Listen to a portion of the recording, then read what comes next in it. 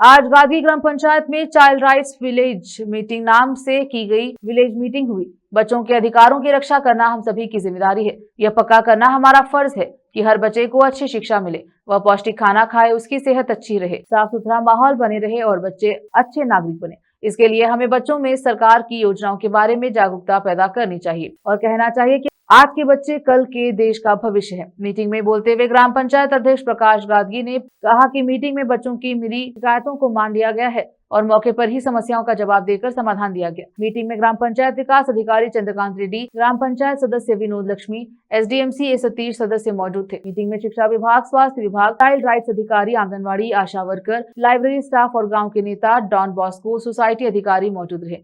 Cameraman Papuraj का coverage. ನಾನು ಇನ್ನೂ ಸ್ಟೂಡೆಂಟ್ ಇರೋಕೆ ನಮ್ಮ ಗ್ರಾಮ ಪಂಚಾಯತ್ ಸದಸ್ಯ ಅದ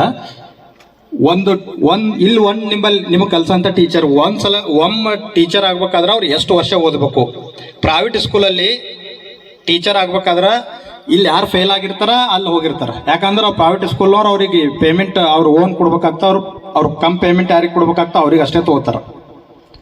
ಈಗ ಇಲ್ಲಿ ಸರ್ಕಾರಿ ಸ್ಕೂಲ್ಗೆ ಬರ್ಬೇಕಾದ್ರೆ ಇವ್ರು TET CET ಮತ್ತು ಅದು ಸೆಂಟ್ರಲ್ ಯಾವುದು ಸರ್,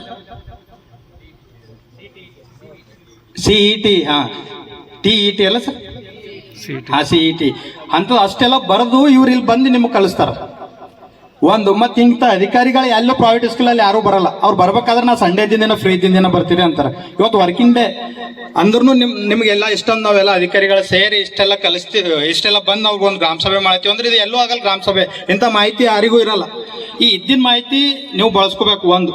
ಮತ್ತು ಇನ್ನೊಂದು ಸ್ಪೆಷಲಿ ನಾ ನಿಮಗೆ ಹೇಳ್ತೀನಿ, ಮಹಿಳೆ ಮಕ್ಕಳಿಗೆ ಈಗ MLA MP ಬಿಟ್ಟು ಸ್ಥಳೀಯ ಸರ್ಕಾರಗಳು, ಬೇರೆ ಎಲ್ಲ ಸ್ಥಳೀಯ ಸರ್ಕಾರಗಳೇ ಇರ್ತದೆ, ಎಷ್ಟೇ ದೊಡ್ಡದು ಏನೇ ಇರಲಿಕ್ಕ ಅಲ್ಲಿ ಎಲ್ಲಕ್ಕೂ ನಿಮ್ಗೆ 50% ಕೊಟ್ಟಿದೆ ಸರ್ಕಾರ. ಸಂವಿಧಾನ, ನಮ್ಮ ಭಾರತ ಸಂವಿಧಾನ ಬಾಬಾ ಸಾಹೇಬ್ರು ಹೆಂಗೆಲ್ಲ ಬರೆದ್ರು, ಅವ್ರು ಎಷ್ಟೆಲ್ಲ ಪ್ರಯತ್ನ ಮಾಡಿರ್ಬೇಕು ಆ ಸಮಯದಲ್ಲೇ. ಇವತ್ತು ನೀವು ಡೆವಲಪ್ಮೆಂಟ್ ಅಂದ್ರೆ ನೀವು ಮಹಿಳೆಯರ ಅಭಿವೃದ್ಧಿ ಆಗ್ಬೇಕು, ನೀವೆಲ್ಲ ಇಲ್ಲಿ ತನಕ ಬರಬೇಕು ಅಂತಂದ್ರೆ ಈ ಓಟ್ ಹಾಕಕ್ಕಂತೂ ನಮಗೂ ಒಂದೇ ಬರ್ತದೆ, ನಿಮಗೂ ಒಂದೇ ಬರ್ತದೆ. ಅದಕ್ಕೆ ಓಟ್ ಹಾಕಿಸ್ಕೊಂಡು ನಾವೇ 10 ಮಂದಿಗೆ ಒಂದು 10 ಮೆಂಬರ್ಸ್ ಇರ್ತಾರ ಅಂತ ಇಟ್ಕೊರೋ ಒಂದು ಸ್ಥಳೀಯ ಸರ್ಕಾರ.